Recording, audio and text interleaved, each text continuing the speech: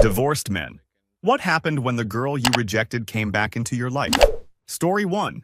10 years ago, I was the guy who thought he had options. I was 27, newly promoted, and dating Mia. Sweet, steady, the kind of woman who'd bring soup when you were sick and not post about it. I rejected her in the cruelest way possible. I told her she was too safe, and I wanted someone with fire. I married the fire. Her name was Tasha. She came with late-night parties, jealous scenes, and a phone that was always face down. 2 years in, I found the fire was just chaos. She cheated, then told me it was my fault for getting boring. The divorce was quick but humiliating. I moved into a one-bedroom and tried to act like I wasn't relieved. 6 months later, I was in a grocery store staring at pasta sauce like it held the meaning of life when a voice behind me said, "Still overthinking brands?" I turned, and there was Mia. Not the girl I left. This Mia had a ring of confidence around her like perfume. She was laughing, holding a basket, and she looked happy. We talked in the parking lot for an hour. She didn't ask about my divorce. She didn't poke at the wound. She just said, "I heard. I'm sorry." Then she told me why she was back. Her company had opened a branch in my city. "I didn't come back for you," she said gently. "But I won't pretend I didn't wonder if you'd grown up." We got coffee the next week. I tried to be charming. She smiled, but it didn't land the same. At the end, she said, "You're nicer now, but I'm not here to be your lesson." And that hit harder than my divorce papers. A month later, she invited me to her housewarming. Her boyfriend opened the door. Calm, kind eyes. The safe guy I used to mock. Mia hugged me and whispered, "I'm glad you're okay." Then she walked away, into a life I could have had, if I hadn't confused peace for boredom. I drove home and cried in my car like an idiot. Not because she chose someone else, but because she chose herself first. Story 2. When you're freshly divorced, you don't miss your ex. You miss the version of yourself who thought love was guaranteed. Mine left after 7 years and a work trip that wasn't work. I started over at 34 with a second-hand couch, a calendar full of empty weekends, and a grudge that tasted like metal. Then Olivia messaged me on Instagram. Olivia was the girl I rejected in college. I'd been arrogant back then, the captain of my tiny little universe. She asked me out once after a study group and I laughed, not because she wasn't pretty, but because I liked the attention of watching her hope. I forgot about it. She didn't. Her message was simple. "I'm in town for a conference. Can we talk?" I almost didn't respond. My ego did it for me. We met at a quiet bar. She walked in like a CEO. Tailored coat, clean smile, eyes that didn't apologize for taking up space. She didn't waste time. "I'm not here for closure," she said. "I already got that. I'm here because I saw your divorce announcement. Small world. And I wondered if life finally humbled you." I tried to joke it off. "Nice to see you too." She leaned forward. "Do you remember what you said to me?" I didn't. That was the point. She did. Word for word. My stomach dropped. For the first time, I felt what it was like to be reduced to a punchline. Olivia sipped her drink and said, "I carried that for years. It made me better, but it also made me sharp. I wanted to see if the guy who did that is still in there." I told her the truth. About the cheating. About therapy. About learning to shut up and listen. She studied my face like she was reading a contract. Then she smiled. Warm. Almost kind. "Good. Then my job's done." I blinked. "Your job?" "I came back to make sure you understood," she said, standing. "Not to punish you. Not to date you. To make sure you'd never do that to another person again." At the door, she paused. "By the way, I'm happily engaged." She left me sitting there with my drink, my pride, and the weird realization that she wasn't my missed opportunity. She was my consequence, delivered politely with perfect posture. Story 3. I rejected Hannah because I was scared of being a father. We'd been dating 8 months when she told me she was pregnant. I remember the way her hands shook around the mug. She wasn't trapping me. She was terrified too. I was 29, convinced I'd ruin everything I touched. So I did what cowards do. I said the cruelest thing I could so she'd stop loving me. "I don't want your life," I told her. "I don't want you." She cried so quietly it felt worse than screaming. 2 weeks later, she texted, "I'm not keeping it." I didn't reply. I told myself it was over. Fast forward, I get married at 33. My wife cheats at 36. Divorce at 37. The universe has a dark sense of humor. After the divorce, I started volunteering at a community center because my therapist said I needed purpose. One Tuesday, I'm setting up chairs when someone says my name like they're tasting it. Hannah. But it's not the Hannah from my memories. This Hannah has short hair, a calm face, and a little boy holding her hand, maybe 6 years old with her eyes. I went cold. "Hey," I managed. She nodded like we were strangers. "I didn't know you worked here." "I volunteer," I said, staring at the kid. "Is he?" "No, she said instantly. He's mine. That's all you need to know. The boy tugged her sleeve. Mom, who's that? A person from before, she answered, not looking at me. That should have been the end.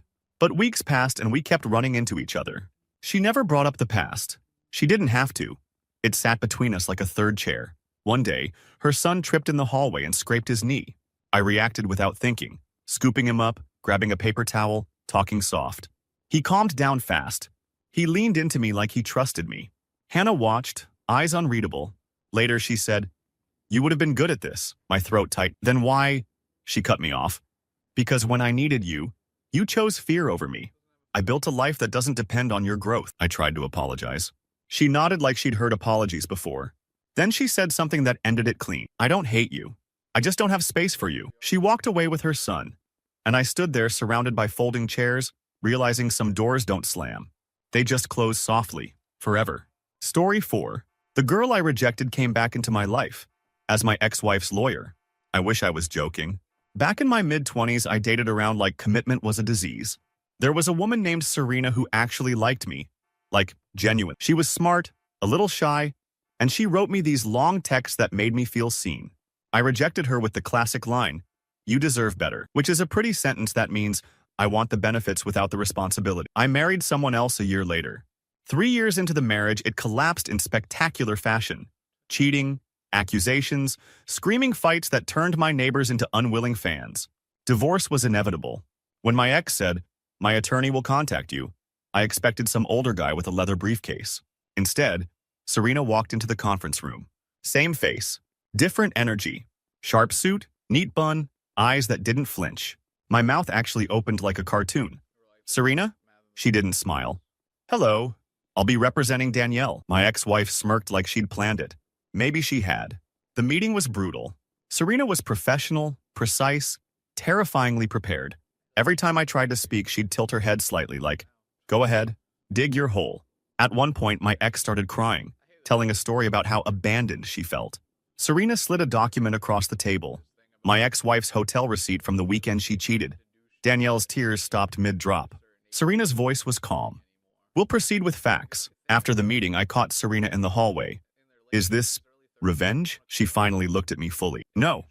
"Then why take her case?" She adjusted her folder. "Because I'm good at my job. And because I don't avoid uncomfortable rooms anymore." I swallowed. "I'm sorry for how She raised a hand. "I don't need an apology. I needed respect back then. I built a life without it." Then she walked away, heels clicking like punctuation. The divorce ended with me keeping my retirement and my dignity. Barely. Because Serena could have destroyed me if she wanted. The weird part? That night, I wasn't angry. I was proud of her. And ashamed of the version of me who couldn't see what was standing right in front of him. Story 5. After my divorce, I started running at night. Not for fitness, just to outrun the quiet. One night, I stopped at a gas station for water and ran right into Jules. Jules was the girl from my hometown everyone called too intense. She had opinions, dreams, a laugh that took up space. When she asked me out senior year, I rejected her because my friends said she was a lot. I still remember her face when I said it. Like I'd snapped a string inside her. Now she was standing by the cooler in scrubs, hair pulled back, looking exhausted but steady. "Wow," she said. "You're here." I tried to play it cool. "Yeah, just running." She glanced at my ringless hand. "Let me guess." It didn't work out. There it was. Straight to the point. Same Jules. We sat on the curb outside, talking like the last decade hadn't happened. She told me she'd become a nurse, moved away, come back to take care of her dad. I told her about my divorce. I kept it vague. Shame makes you vague. She listened, nodding, then said, "So, did you learn anything?" I laughed, bitter. "That I'm not special." She smiled. "Good. That's step 1. Over the next few weeks, we bumped into each other again and again. Small-town math. One night, she invited me to her dad's place for dinner because he likes company and you look like you eat sadness for breakfast. Her dad was a warm man with oxygen tubes and a wicked sense of humor. Halfway through dinner, he said, "So you're the boy who broke my girl's heart." I choked on my drink. Jules groaned. "Dad!" He waved her off. "I always wondered if you were worth the tears." The room went silent. My ears burned. I tried to apologize, but Jules cut in, gentle but firm. "Don't make it about your guilt. It happened. I grew up. I'm okay." After dinner, on the porch, she handed me a mug of tea and said, "I didn't come back for you. I came back for him." I nodded. "Then why?" Talk to me at all? She stared out at the streetlights. Because I wanted to see if you're still the kind of man who makes choices to impress other men. I didn't have an answer. She looked at me then. Really looked. If you want in my life now, it's not as a rescue story. I'm not your one that got away. I'm just me. Take it or leave it. And for the first time in my life, I understood. She wasn't intense. She was honest. I went home and deleted every dating app on my phone. Not because I thought she'd date me, but because I finally wanted to become the kind of man who deserved someone like her, whether she chose me or not. Story 6. My ex-wife cheated with a guy from her gym and told me, "At least he still wants me." That sentence lived in my skull for months. After the divorce, I kept my head down, worked, went to therapy, and learned how to cook something other than regret. Then I got invited to a friend's engagement party. I almost skipped it, until I saw the name on the group chat, Nora. Nora was the girl I rejected in my 20s because she was too serious. She wanted a real relationship. I wanted applause. I remember telling her, "You're amazing, just not for me," like I was doing charity. At the party, I'm holding a plastic cup, trying to look alive, when someone taps my shoulder. Nora. Same eyes, different aura. She looked expensive, not in clothes, just in confidence. "Hey," she said. "You look like you've been through it." I laughed once. "Yeah, divorced." She nodded like she'd expected it. I heard. "I'm sorry." We talked. It was easy. Too easy. Like my brain was trying to rewrite history in real time. At the end of the night, she said, "We should grab coffee sometime." My ego lit up like fireworks. Then she added, "As friends, we met for coffee." She asked questions that weren't small talk. How I handled anger, what I learned, what I wished I'd done differently. It felt less like flirting and more like an interview. Finally, I said, "Okay, be honest. Why are you doing this?" She stirred her latte and smiled softly. "Because I used to think your rejection meant I wasn't enough. It took years to undo that. Seeing you now, it's proof it was never about me." I went quiet. She continued, "I'm not here to punish you. I just wanted to meet the man I built myself without." Then she stood up, hugged me politely and said, "You're doing better. Keep going." She walked out, leaving me with my coffee and the weirdest ache, like closure can hurt too. Story 7. I rejected Lila in high school and forgot about it by graduation. She didn't forget. Fast forward, I'm 35, divorced, living in a new city, trying to rebuild. One day I walk into a tech conference for work, and the keynote speaker steps on stage. It's Lila. The room goes quiet, the lights hit her, and she owns the space like she invented it. I almost laughed from shock. After her talk, I ended up near the stage because my boss wanted to shake hands. Lila's eyes landed on me and held. No smile, just recognition. "Ethan," she said, like she was reading a name off a file. "Lila. Wow, you, killed it, thanks." She shook my boss's hand, then looked back at me. "Didn't expect to see you here." My boss wandered off and suddenly it was just us. My heart did that stupid thing where it tries to turn guilt into romance. "I heard you got married," she said. "Divorced," I admitted. Her eyebrows lifted a millimeter. "Interesting." We walked to the coffee area. I tried to joke, to charm, to pretend I wasn't the same guy who once told her she was too nerdy for me. She listened, calm, polite, impossible to read. Finally, she said, "Do you remember what you told me at prom?" I swallowed. "I didn't. Not exactly." She nodded like she knew. "You said you didn't date girls like me because you wanted someone hot enough to make people jealous." My face burned. "Lila, I was a stupid kid." "No," she interrupted gently. "You were honest. And it taught me something. I stopped trying to be chosen." That hit like a punch. Then she smiled for the first time. Not sweet, sharp. "Anyway, my team is hiring. If you're good, apply. If you're not, don't waste my time." I stared. "That's it?" She tilted her head. "What were you expecting? A movie moment?" She walked away, heels clicking, leaving me standing there realizing she didn't come back to be my second chance. She came back as the kind of woman who never needed one. Story 8. The girl I rejected came back into my life in the worst possible way. She started dating my ex-wife. Yeah, that happened. I was at a mutual friend's birthday dinner, already a mistake, when I saw my ex walk in holding hands with a woman. At first, I didn't recognize her. Then she turned her head and my stomach dropped. Kara was the girl from my first job. She had a crush on me. I knew it, and I used it for attention. I'd flirt when I was bored, then act distant when she got brave enough to ask me out. I rejected her with a smirk, like it was a compliment to be dismissed by me. Now she was standing there with my ex-wife, smiling like she'd won something. My ex noticed my face and grinned. "Oh, you know Kara?" Kara's eyes met mine. calm, unshaken. We've met. The whole table got quiet in that social way where everyone pretends not to smell blood. Later, I cornered my ex near the bathrooms. Is this real? She shrugged. Why? Feeling jealous? It's weird, my ex laughed. You didn't mind weird when you were lying to my face. I walked away, angry, confused, sick. Then Kara approached me outside when I stepped out for air. I'm not doing this to hurt you, she said. Could have fooled me. She nodded. Fair. But I'm not responsible for your guilt. I stared at her. Why her? Kara looked back through the window at my ex, who was laughing with friends like nothing had ever broken her. Because she's honest about being selfish. You weren't. You wanted to be the good guy while still taking what you wanted. That sentence landed harder than any insult my ex had ever thrown. Kara stepped closer, not threatening, just certain. I'm not here for revenge. I'm here because I finally learned what I deserve. Then she went back inside, took my ex's hand, and I realized, sometimes your past doesn't come back to haunt you. Sometimes it comes back to upgrade, without you. Story 9. After my divorce, I joined a church small group because loneliness makes you try things you'd normally mock. One night, a new person walked in wearing a hoodie and a cautious smile. It was Becca. Becca was the girl I rejected in college because she wasn't my type. She had braces, thrift store clothes, and a laugh that snorted.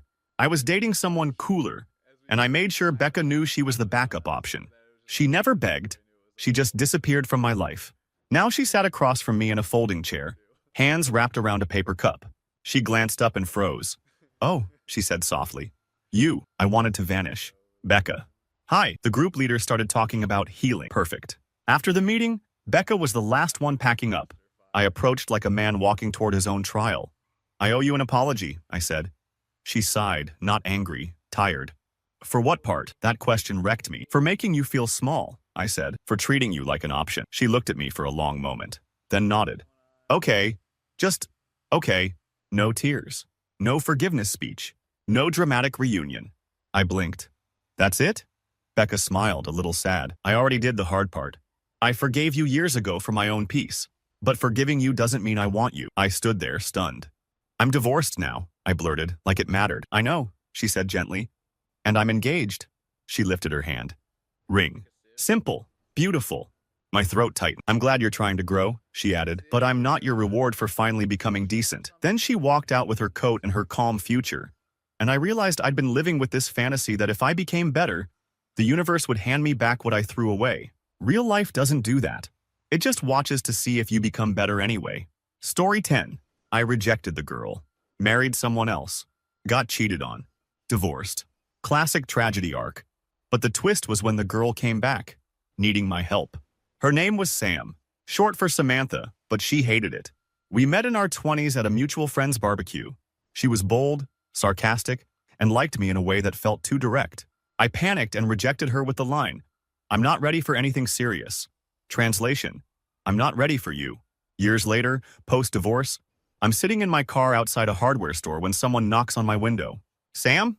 She looked thinner, tired, like life had been loud. Hey, she said. I know this is weird. Can we talk? We sat on a bench. She didn't flirt, didn't smile much. She just said, my brother's in rehab. I'm trying to get custody of my niece temporarily. I need a stable reference. Someone who can say I'm not alone. I stared. Why me? Sam swallowed. Because even when you rejected me, you were honest. And you never tried to use me. I don't have many men in my life I can say that about. That stung. Because it was the bare minimum and she was calling it rare. I agreed. Of course I did. Weeks later, I sat in a sterile office and answered questions about Sam's character. I watched her hands shake as she signed papers. I watched her fight for a child who wasn't even hers because nobody else would. After outside, she exhaled like she'd been underwater. Thank you, she whispered. I wanted to say something romantic, something stupid, like this was fate giving us a second shot. But Sam looked at me and said, I'm not here to restart anything. I'm building something different now. Then she smiled. The first real one. Still, I'm glad you turned into someone I could trust. She walked away to her car, to her niece, to her new life. And I sat there realizing the strangest part of regret isn't wanting someone back. It's realizing the best thing you can do for them now is not get in the way. Story 11. My ex-wife left me for her soulmate from work and then spent the next year posting quotes about destiny like she invented love. I stayed quiet, signed the papers, and rebuilt my life in small, boring victories. Laundry done, bills paid, laughter returning. Then the girl I rejected walked into my barbershop. I froze mid-sentence when I saw her in the waiting area. Tess? The one who asked me out when I was 23 and I said no because she had a kid, and I didn't want someone else's responsibility. I told myself it was logical. She looked at me like I'd slapped her. Now she was older, sharper, hair pulled back, and her son, no longer a kid, sat beside her scrolling on his phone. Tess? I said. She glanced up and smiled politely. Hey, you cut hair now? Yeah, I muttered. You look great. Thanks. She didn't fill the silence. She just sat, calm, like the past wasn't a debt. When it was her turn, she sat in my chair and said, "Don't make it weird. I wasn't going to." She met my eyes in the mirror. Good. Because I didn't come here to test you. My son wanted a fade. You're the best in town. Her son stared at me like he recognized my face from old family stories. That made my stomach twist. While I worked, Tess talked about her life. Nursing school, promotions, raising her boy alone, dating a little, but mostly focusing on stability. I tried not to sound impressed, but I was. Finally, I said, "I'm sorry about how I handled things back then." Tess shrugged. It hurt. But it also saved me time. That sentence landed clean. No drama, no cruelty. Just truth. When I finished, her son stood and said, "Mom, he's good." Tess paid, then paused at the door. "You seem calmer now. Less afraid." I nodded. "Divorce will do that." She smiled, almost warm. "I'm glad. For what it's worth, I don't hate you." My chest tightened like maybe this was a second chance. Then she added, "But don't confuse forgiveness with access." And she walked out with her son. Two people who used to feel like my future, now just passing through my present. Story 12.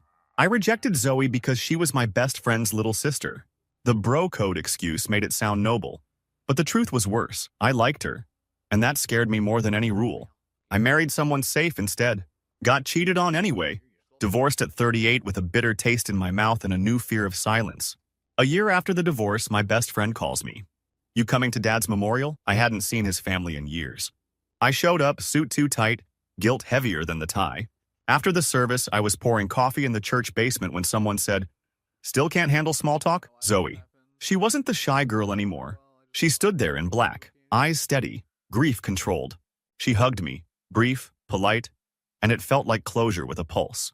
We sat at a table while people milled around. She asked about my life. I didn't lie. Divorced. Rough. Zoe nodded slowly. I heard. "I'm sorry." Then she said the line that made my throat close. "I used to think if I became impressive enough, you'd finally choose me." I stared at my hands. "Zoe," she waved me off. "Don't. It's not a guilt trip. It's just funny how your brain works when you're young." I finally asked. "So, are you seeing anyone?" Zoe smiled. "Yes, of course." My stomach sank. She leaned in slightly and said, "I'm telling you because I know you. You're about to turn this into a what if. You're about to romanticize me because your marriage exploded." I went still. Zoe continued, gentle but brutal. "I'm not your consolation prize. I'm not your proof that you can still be loved." I swallowed hard. "I never stopped thinking about you." She nodded like she expected that too. "I believe you. But thinking isn't choosing." Then her brother called her over. She stood, squeezed my shoulder and said, "Take care of yourself, okay?" She walked away, leaving me with the clearest lesson I'd learned all year. Sometimes the girl you rejected comes back, not to restart the story, but to stop you from rewriting it. Story 13. When you're divorced, people treat you like you're either contagious or available. I was neither. I was just tired. One Friday, my coworker dragged me to a charity gala because you need to be around humans. I went, wore a jacket I hated, and planned my escape route. Then I saw Mara. Mara was the girl I rejected after one date in my 20s because she was too intense. She talked about books, politics, purpose, stuff I wasn't ready to carry. I ghosted her. Classy, I know. Now she was on stage holding a microphone, running the entire event like a conductor. Confident, funny, magnetic. People leaned toward her like she was sunlight. After the speeches, I ended up near the silent auction table. Mara walked over, spotted me, and smiled like she'd found a typo. "Well," she said, "look who learned how to show up." I laughed awkwardly. "Mara." "Hi." She glanced at my ringless hand. "Divorced?" "Yeah." "Sorry." She didn't sound sorry. She sounded unsurprised. We talked for a bit, and I felt myself slipping into that dangerous place. Nostalgia, regret, hope. Finally, I said, "Can I make it up to you? Dinner?" Mara's smile didn't move. "Why? Because I was a jerk." "No," she corrected calmly. "Because you're lonely." Ouch. She tapped the auction sheet with her pen. Men like you always come back when life humbles them. You don't miss me. You miss the version of you that could have been a better man sooner. My face went hot. That's not fair. Mara shrugged. Maybe. But it's accurate. Then she leaned closer, voice softer. Here's the thing. I don't hate you. I'm grateful. If you hadn't ghosted me, I might have settled for crumbs. She pointed at the stage where her team was laughing, thriving. I built a full table. I swallowed. So, no dinner? Mara smiled, this time genuinely kind. Donate to the cause. That's your apology. I wrote a check that night bigger than I could comfortably afford. Not to impress her, because for once, I understood the assignment. And when she thanked me, it wasn't flirtatious. It was final. Story 14. My ex-wife used to say, "You never fight for anything." She said it like an insult. Then she cheated and expected me to fight for her.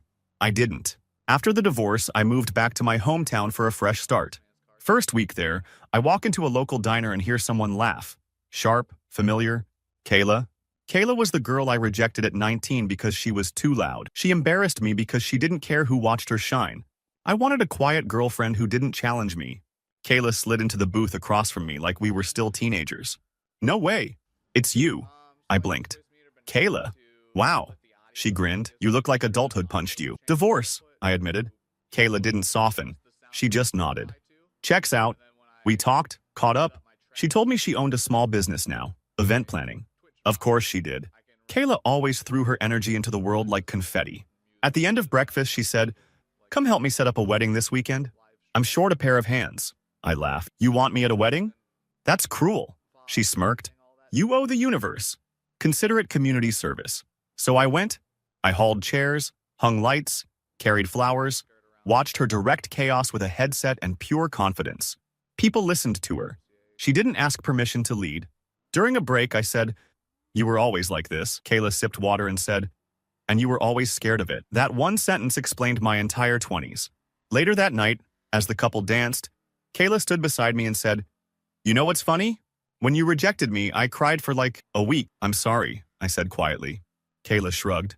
"Don't be. If you dated me, I might have dimmed myself to fit your comfort. Instead, I found someone who loves the volume." I glanced over and saw a tall guy in a suit waving at her from the dance floor. Kayla waved back, glowing. She looked at me and added, "But I'm glad you're here now. Not for romance, just so you can finally see what you were afraid of." She walked away to dance, and I stood there realizing my ex-wife had been wrong. I could fight. I just never fought for the right things. Story 15. The girl I rejected came back into my life because of a mistake, and it ended up saving. Her name was Erin. We worked together years ago. She asked me out once, shyly, and I rejected her with that casual cruelty men use when they think they're untouchable. I don't date coworkers. A month later, I dated another coworker. Erin saw it. I saw her see it. I didn't care. Then my marriage happened. Then my divorce happened. Then my ego finally died. One rainy evening, I'm leaving my apartment building when I see a woman struggling with a flat tire. I pull over out of habit more than kindness. It's Erin. She looks up and her face goes blank. "Oh, it's you." "Yeah," I said. "Need help?" She hesitated, then nodded. "Fine." We changed the tire in silence. Rain soaked my hoodie, her hair stuck to her cheek. The whole situation felt like the universe setting a stage. When we finished, Erin wiped her hands and said, "So, married life didn't stick?" "Divorced," I said. Erin laughed once. Not mean, just honest. Wow, I deserved it. I tried to apologize, but she cut me off. "Listen, I don't need a speech. But I will say this." She leaned against her car and looked at me like she was deciding if I was safe. "When you rejected me, I thought I was unlovable," she said. "I went to therapy. I worked on my self-worth. I got better at choosing people who choose me." I swallowed. "I'm glad." Erin nodded. "Me too. Because if I hadn't done that, I might be standing here right now hoping this is a second chance moment." My chest tightened. "Isn't it?" Erin smiled, gentle but firm. "No, it's just a flat tire." Then she surprised me. She reached into her purse, pulled out a business card and handed it to me. "What's this?" I asked. "My therapist," she said. "He's good, and you look like you need someone to help you stop making your loneliness everyone else's problem." It was the most caring insult I'd ever received. Erin got in her car, waved once, and drove off into the rain. I stood there holding the card like it was a map, realizing the girl I rejected didn't come back to love me. She came back to give me the push I should have given myself years ago. Story 16. I rejected Paige because she was too nice. That's what I told my friends, like kindness was a flaw. Truth? She saw through me. She asked real questions. She wanted real answers. I wanted applause. I married a woman who loved status. 2 years later, she loved someone else. The divorce papers arrived the same week my dad died, and I remember thinking, okay, the universe is done being subtle. 3 months after the funeral, I went to my hometown to clean out Dad's house. I stopped at the old hardware store for boxes and tape, and there she was behind the counter. Paige. Older, calmer, still kind, but not soft. She looked up. Wow. Hey. I tried to smile. Hey. Long time. She scanned my items, glanced at my hand, and said, "No ring? Divorced," I said. Paige nodded once, not surprised. "I'm sorry. We talked for a minute." Then she said, "Do you want help loading those?" Outside, she lifted a box like it weighed nothing. When she set it in my trunk, she asked, "How's your dad?" My throat tightened. He passed. Paige's face changed. Real empathy. No performance. "Oh, I'm so sorry." That night, she texted me, "If you need anything, I'm around."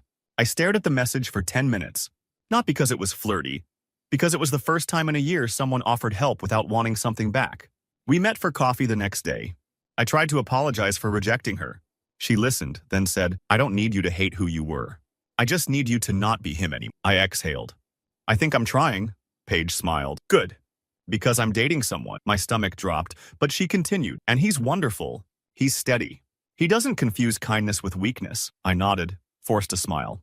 "I'm happy for you." She reached across the table and squeezed my hand. "I still care about you, in a human way. But don't come back into my life looking for a refund on your choices." That sentence followed me all the way back to my dad's empty house. Story 17. The girl I rejected came back into my life because she bought my ex-wife's old car. I only knew because she texted me a photo of the registration and wrote, "Hey, this might be awkward, but the title still has your name on it. Can you sign?" The name was Jade. My stomach did a flip. Jade was the girl from my early 20s who used to wait for me after my shift at the restaurant. She'd bring fries. She'd make me laugh. She liked me, openly. I rejected her because I thought I could do better, then acted like I was doing her a favor by being honest. Now, post-divorce, I met her in a DMV parking lot like two adults trading paperwork. She stepped out of the car and I almost didn't recognize her. Short hair, tattoos, confidence that didn't ask permission. "You look different," I said. Jade smirked. "So do you. You look like someone stole your favorite toy." "Divorce," I admitted. She nodded. "Yeah, I heard." We sat in the car going over documents. The silence was heavy with old memories. Finally, I said, "I'm sorry for back then." Jade glanced at me and said, "Which part? The rejection or the way you pretended you didn't enjoy the power?" That landed like a slap because it was true. I swallowed. "Both." She studied me for a moment, then shrugged. "Okay." Apology accepted. Relief rushed through me. Then she added, "But I'm not giving you access.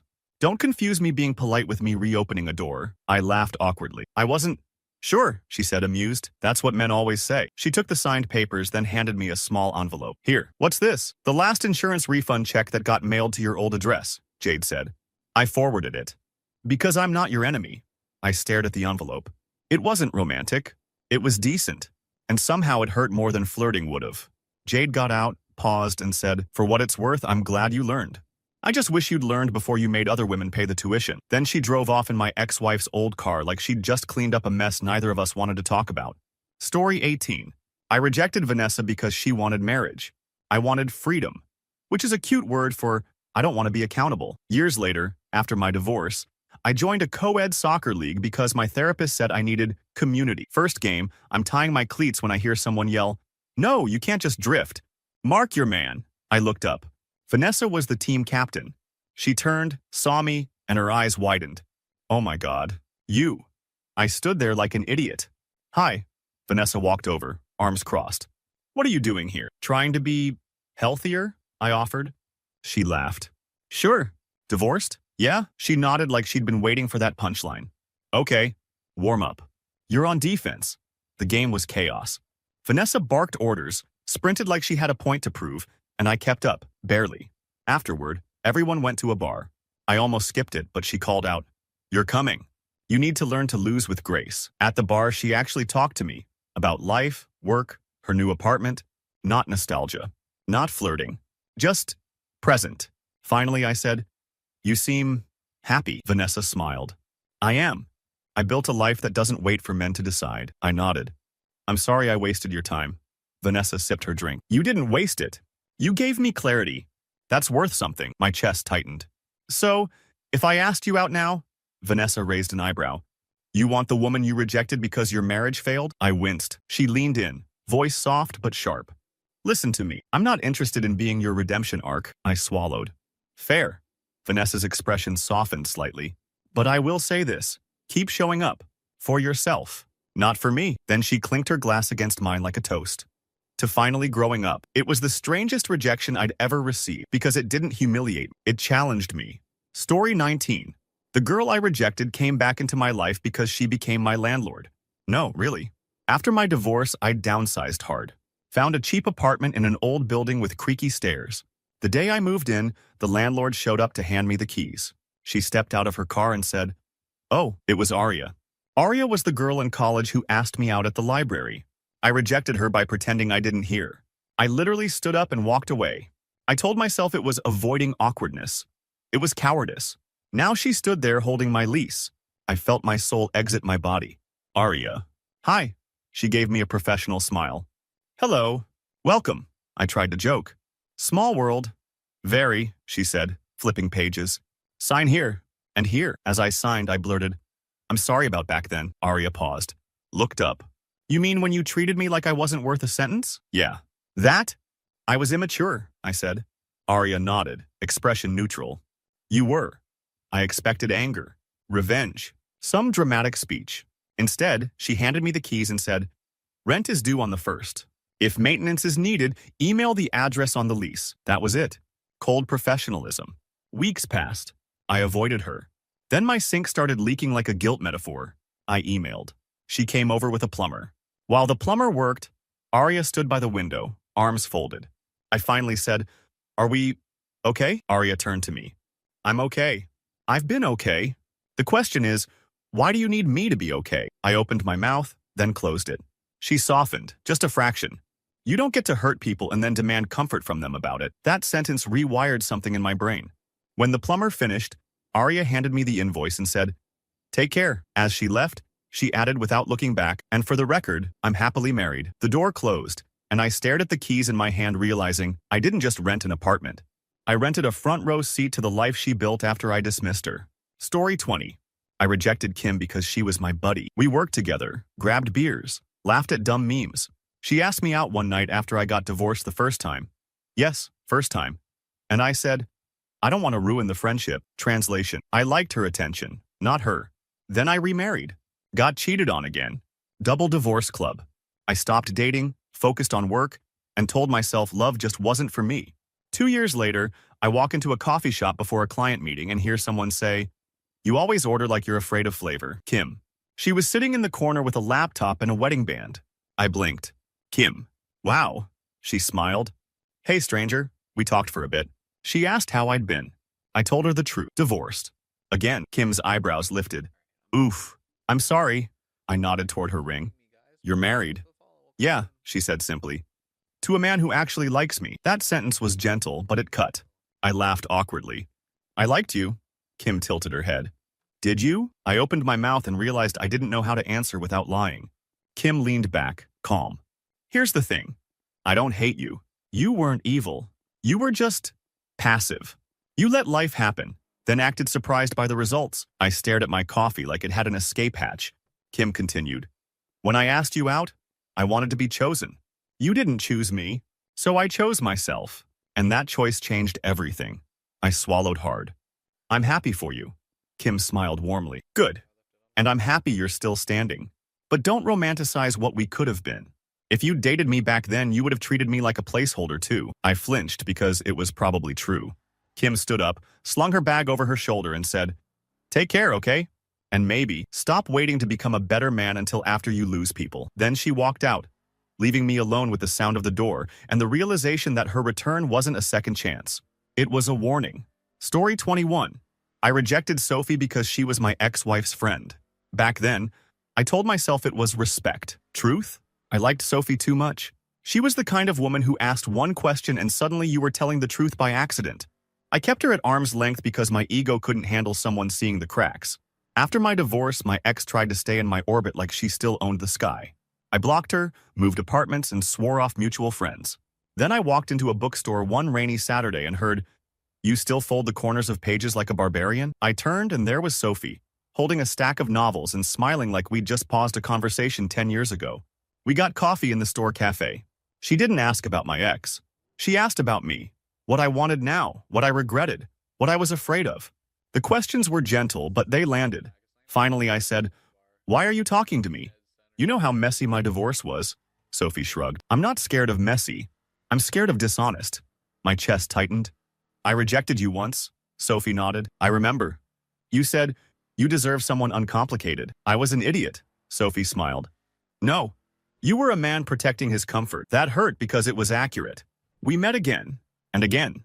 Not dates, walks, coffee, book recommendations. She kept it light, but every now and then she'd say something that sliced through my self-pity. One night she invited me to a small dinner with friends. I showed up and my ex-wife was there. My stomach dropped. My ex's face twisted when she saw me, like she'd swallowed a bug. "Are you kidding?" Sophie stepped between us, calm as glass. "No, I'm not," my ex snapped. "So this is what you've been doing? Trailing after him?" Sophie didn't raise her voice. "I'm not trailing. I'm choosing." My ex turned to me. "You're going to let her do this?" I looked at Sophie. Steady, unbothered, not asking me to rescue her. And for the first time in my life, I didn't freeze. "I'm not the prize," I said quietly. "And you don't get to speak for either of us anymore." The room went silent. My ex left in a storm. Sophie sat back down like she'd just set a boundary, not started a war. Then she leaned toward me and whispered, "That was the first honest thing you've ever done in front of her." It wasn't a romantic ending. It was a clean one. Story 22. I rejected Alina because she was too ambitious. She talked about med school like it was already hers. I wanted a girlfriend who'd orbit my life, not build her own galaxy. I married someone who did orbit me. Until she didn't. She cheated, then told me, I finally found a man with a plan. After the divorce, I started working out, eating better, pretending I wasn't terrified of dying alone. Then I got a weird email. A new primary care physician had been assigned through my insurance network. I show up to the clinic, sit in the exam room, and the doctor walks in. Alina, lab coat, hair pinned back, calm professional eyes. She blinked once. Oh, I nearly fell off the table. Alina, wow. She recovered instantly. Mr. Carter, correct? We can reschedule if you'd prefer. No, I said too fast. It's fine. She checked my vitals like I was a stranger, which I realized I was.